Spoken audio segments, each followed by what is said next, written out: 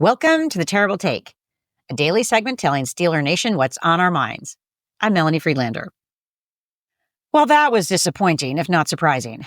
As 7-point underdogs, the Steelers traveled to Baltimore to play for the AFC North crown yesterday. That title will now have to wait until Week 18 to be decided. Instead of securing the division with a shot at challenging for even the first or second seed, the Steelers are now only assured of playing on Wild Card Weekend. And Steelers fans are once again working through various win and loss scenarios that will determine whether the team will play at Acrisure Stadium or on the road in the first round of the playoffs. It was an ugly game, to be sure.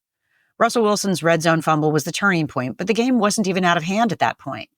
The offense and the defense can share responsibility for the 34-17 loss.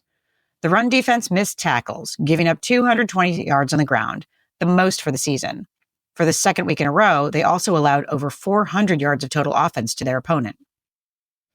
And now the team has only 4 days before they have to face the Kansas City Chiefs on Christmas Day. The Chiefs are 14-1 and looking to lock up the number 1 seed in a bye week. It's no surprise the odds makers have the Chiefs winning this one. Meanwhile, the Ravens head to Houston as 3-point favorites over the Texans.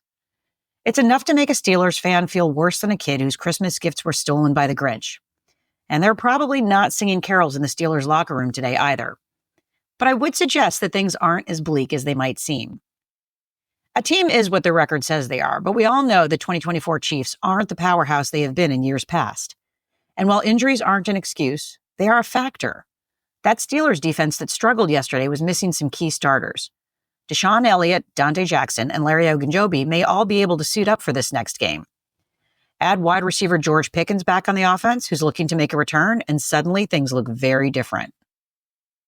And while odds are just educated guesses, here's one more thing to keep in mind. Using over 10,000 simulations and taking into account each team's strength and health, the Athletics playoff prediction model gives the Steelers a 49% chance to win the AFC North, with the Ravens at 51% as of this morning. That's with all those players sidelined.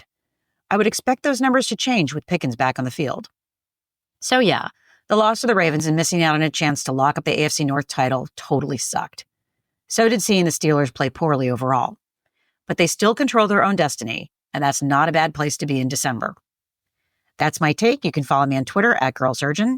Check out The Terrible Take every day at 5 p.m. Eastern Time. Follow us on SteelersDepot.com, and check out The Terrible Podcast with Dave Bryan and Alex Kozora every Monday, Wednesday, and Friday.